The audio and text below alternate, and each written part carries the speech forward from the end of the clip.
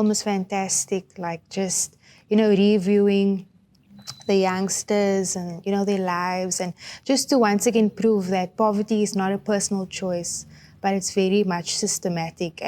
But just seeing how, the young people kind of prevail and how they triumph over their challenges, for me, that's like the one thing that every viewer can take from the documentary film. I think the one scene that really kind of hit me emotionally was the young rapper that speaks of, the costs of recording and putting his gift out there and talent. Not that we situated is, not to say that his circumstances limits him entirely, but I feel like that moment for me it made me emotional, seeing how many hidden talents there are.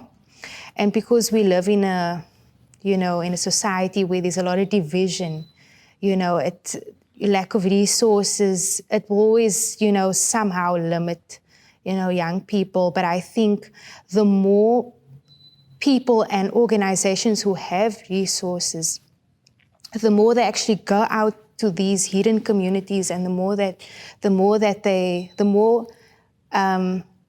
scout, for talent. I think it's crucial. And these youngsters, their talent is just as important as those who had an opportunity to be at a prestigious performance school or center, even institutions.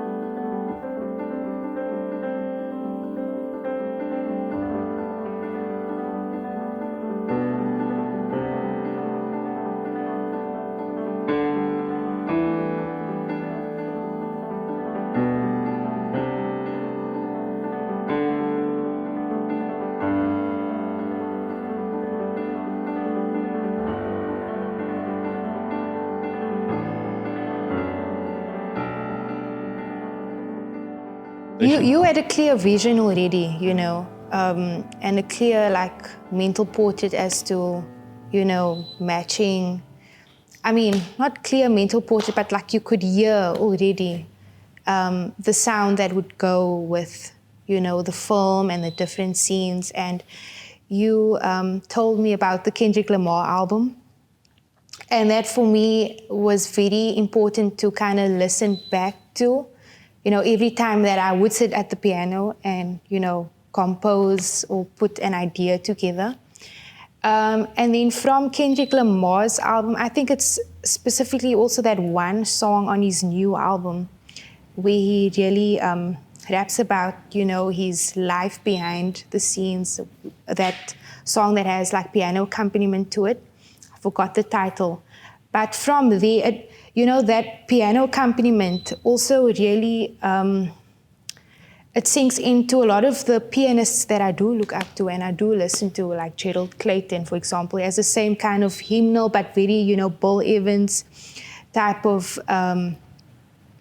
sound. And then I just went back to Gerald Cloete, even Robert Glasper, who has this, everyone, knows and digs Robert Glasper sound.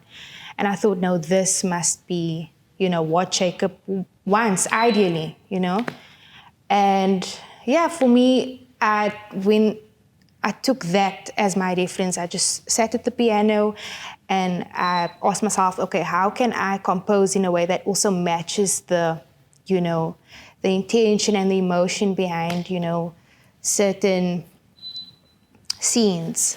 So the notebook was a way for me to strategically move through the music and just not the times when I'm creative. A lot wants to flow out at once. And so the notebook was a way for me to kind of, just document one sound towards one scene, And yeah, that's why the notebook was there. But when I was sitting at the piano, there were times where I felt like I can go into this section or I can just change, the format of how I laid this composition down. So yeah.